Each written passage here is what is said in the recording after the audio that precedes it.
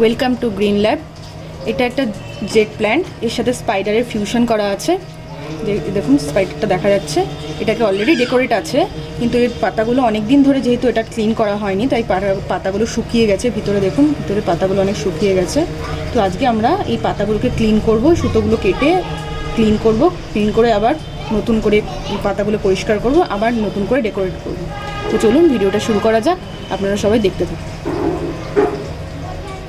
তো এই গাছটাকে আমাদের রিপোর্টিং করার জন্য আমাদের দরকার জিআই তার, একটা কাঁচি, এটা হচ্ছে কাটার, প্লাস থ্রেড কাটার আর সুতো, সেটা আপনারা যে কোনো সুতোই ইউজ করতে পারেন বা অন্য কোনো কাটারই আপনারা ইউজ করতে পারেন। আর এই গাছটা আপনারা দেখতেই পাচ্ছেন, এটা জেড গাছকে আর্ট স্টাইলে করা আছে আর জেডের সাথে স্পাইডারের ফিউশন করা আছে। আমরা অন্য একটা ভিডিওতে দেখাবো যে কী করে আপনারা শুধু পটিং মিক্স বা মাটি ছাড়াও কী করে জেড বা বাম্বু, স্পাইডার এগুলোকে আমরা ওয়াটারে বড় করতে পারেন, সেটা আমরা অন্য একটা ভিডিওতে দেখাবো। আমাদের সেটা অলরেডি করা আছে, কিন্তু আমরা সেটাকে নতুন করে আপনাদের জন্য একবার দেখাবো। তো আজকে আমরা এটাই করছি, আপনারা দেখতে থাকুন ভিডিওটা।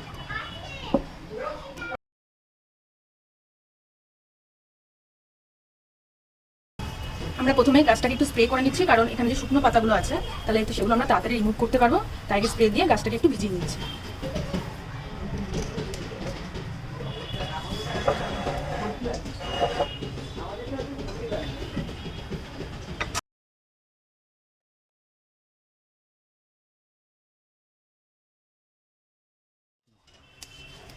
আর এটা করার সময় অবশ্যই খেয়াল রাখতে হবে যে অন্য যে সতেজ ডালগুলো আছে, যেগুলো জীবিত, সেই ডালগুলো যাতে কেটে না যায়, তাহলে কিন্তু সেই গাছ থেকে ডাল বেরোবে না বা গাছটা মরেও যেতে পারে। তাই আমাদের এটা খুব সাবধানে করতে হবে পাতাগুলো রিমুভ করার সময়।